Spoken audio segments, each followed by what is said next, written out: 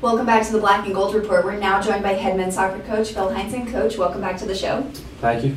You had a good start to the 2013 season. 2 big wins inside the Southeast region at home last week with a 3-1 victory over Newberry on Thursday and then a dominant 1-0 win over Mars Hill on Sunday. Just sort of give us a progress report about your expectations going into the weekend and whether or not your team lived up to them.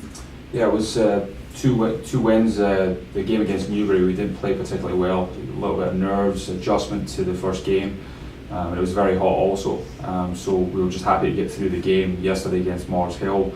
It was a much better, more comprehensive performance from the team.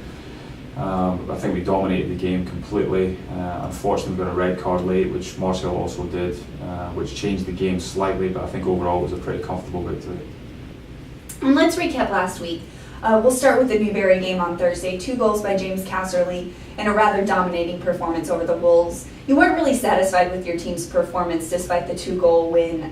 What were the reasons for that? Just as a team now, we have very high expectations. We expect to dominate the majority of our games, and we just didn't really seem to play as cohesive as we usually do.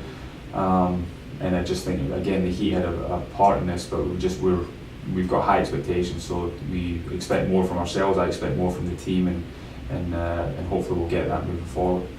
Well, Sunday you had a pretty big performance from your defense and another goal from James Casserly. You seemed a little bit more satisfied after that win. What changed? With all due respect to the level of the opponent, Mars Hill again was an NCAA team for the last 2 years.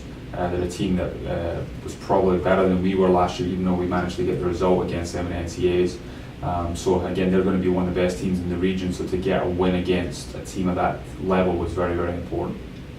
Well, let's talk a little bit about scoring so far. James Casserly, a defender, leads the Peach Belt Conference with 3 goals, while Jeff McDonald, another defender, leads the Peach Belt in assists. No goals yet from your strikers, though, in the first 2 games. First, are you concerned that you haven't gotten any goals from your front line yet? And second, talk about James Casserly and how big he's been so far.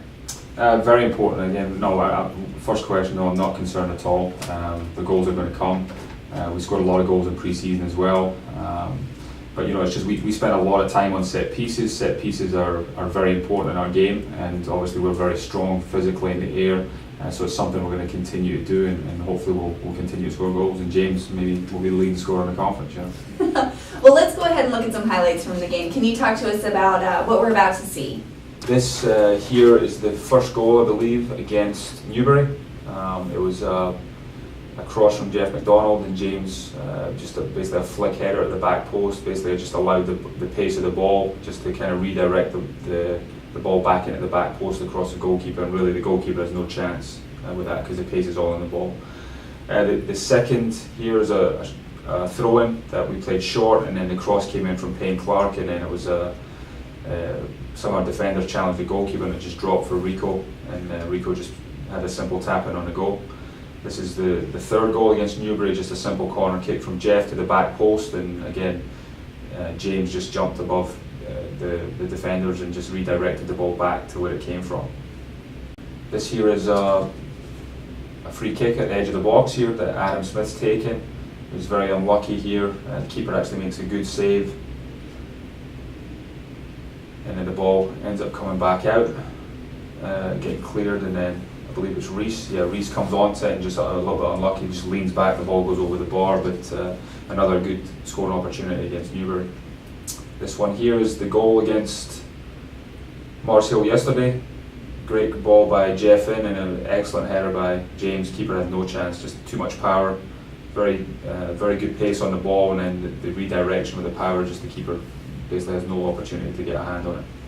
I think this clip here is just showing some kind of defensive shape, some of the pressure we're putting on, and then we win the ball back and then possessing, and we lose it again. And just again showing some of the pressure, and then keeping the ball, moving the ball up here, and then eventually Sam gets fouled after a combination of about 7 or 8 passes. It's just a combination play between Jeff and Branko. Branko gets in behind freshman Clayton Ganaway's in the box, and was very unlucky. Just he was off balance, and the ball just went over the bar. It was a good opportunity to get the second goal there. All right, well, we're going to take our next commercial break, and when we come back, we're going to continue talking to Coach Heinsohn, so stay tuned.